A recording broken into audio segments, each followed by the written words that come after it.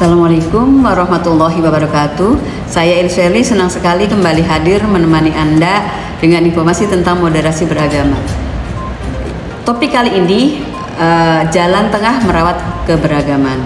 Saudaraku yang berbahagia, pernahkah kita bertanya dalam hati bagaimana mungkin Indonesia yang beragam ini dengan ribuan pulau, ratusan bahasa, dan berbagai agama serta keyakinan bisa tetap berdiri kokoh sebagai satu bangsa?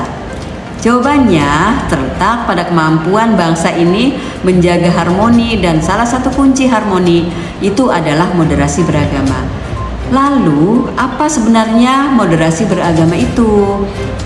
Moderasi beragama adalah sikap kita dalam menjalankan agama dengan seimbang, adil, dan tidak berlebihan. Moderasi bukan berarti mengurangi keimanan, apalagi mencampur adukan ajaran. Justru moderasi menuntun kita untuk menjadi pribadi yang teguh dalam keyakinan. Moderasi beragama mengajak kita mengambil jalan tengah, bukan ekstrim kanan yang fanatik, juga bukan ekstrim kiri yang bebas tanpa arah. Ia mengajarkan bahwa menjadi taat tidak harus keras, dan menjadi terbuka tidak harus kehilangan prinsip. Dalam Islam, Allah telah mengingatkan dalam Al-Quran surat Al-Baqarah ayat 143.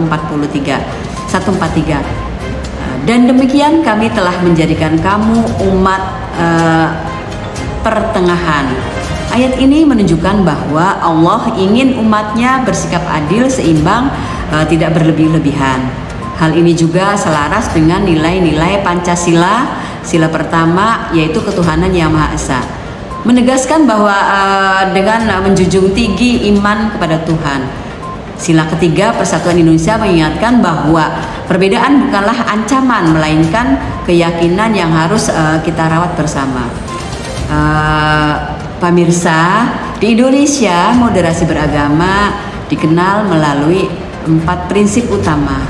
Yang pertama, komitmen kebangsaan. Seorang yang moderat tidak hanya beriman kepada Tuhan, tetapi juga kepada tanah air. Moderasi beragama dikenal melalui 4 prinsip utama. Yang pertama, komitmen kebangsaan. Seorang yang moderat tidak hanya beriman kepada Tuhan, tetapi juga cinta tanah air, menghormati konstitusi, dan menjaga keutuhan bangsa. Kemudian yang kedua, toleransi. Moderasi mendorong kita untuk saling menghormati, menerima perbedaan, dan membuka ruang dialog antar umat beragama. Yang ketiga, anti kekerasan. Segala bentuk kekerasan, apalagi yang mengatasnamakan agama, harus ditolak. Agama membawa pesan kedamaian, bukan permusuhan. Yang keempat, yaitu akomodasi terhadap budaya lokal. Mengapa moderasi ini penting? Karena dalam beberapa tahun terakhir kita melihat banyak tantangan. Yang pertama, munculnya kelompok yang mudah menyalahkan perbedaan. Yang kemudian kedua, konten keagamaan yang keras dan provokatif tersebar luas di media sosial. Bahkan ajaran agama kadang dibajak untuk kepentingan politik dan kekuasaan. Jika moderasi tidak kita rawat, maka perbedaan bisa menjadi pemicu konflik. Tapi jika moderasi kita jaga, maka perbedaan akan menjadi kekuatan bangsa. Lalu bagaimana bentuk nyata moderasi beragama? Misalnya saat kita tidak mengganggu ibadah orang lain. Kemudian yang kedua, saat kita ikut menjaga keamanan perayaan agama yang berbeda. Ya, seterusnya saat kita mengucapkan selamat hari raya kepada teman yang berbeda iman. Dan yang terakhir, bahkan saat kita tidak mudah menghakimi orang yang berbeda pandangan dalam satu agama. Semua itu adalah bentuk nyata dari moderasi. Namun tentu saja tidak mudah, ada banyak tantangan yang kita hadapi. Masih banyak masyarakat yang minim literasi keagamaan. Ada juga yang terlalu mudah terprovokasi oleh narasi kebencian di internet.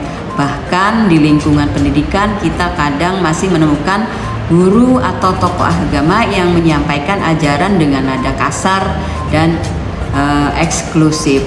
Maka perlu strategi yang kuat untuk menumbuhkan moderasi beragama. Apa saja itu? Pertama, menguatkan pendidikan agama yang inklusif dan damai, baik di sekolah, pesantren maupun keluarga. Yang kedua, meningkatkan literasi digital agar masyarakat lebih kritis dalam menyaring informasi agama di media sosial. Yang ketiga, membangun ruang dialog lintas iman, bukan hanya untuk berbicara, tetapi juga untuk saling memahami dan bekerja sama. Yang keempat, menjadi teladan, mulai dari lingkungan terdekat kita, menjadi pribadi yang sabar, terbuka, tidak mudah menyalahkan. Hadirin semua, pemirsa, moderasi beragama bukan tanda kelemahan, tapi justru bentuk kematangan dalam beragama. Kalau bukan kita yang menjaga keharmonisan ini, lalu siapa lagi? Kalau bukan sekarang, ya kapan lagi gitu. Mari bersama kita jaga Indonesia dengan semangat moderasi. Untuk itu hari ini dan untuk masa depan yang damai. Demikian penjelasan singkat terkait moderasi beragama. Semoga bermanfaat. Wassalamualaikum warahmatullahi wabarakatuh.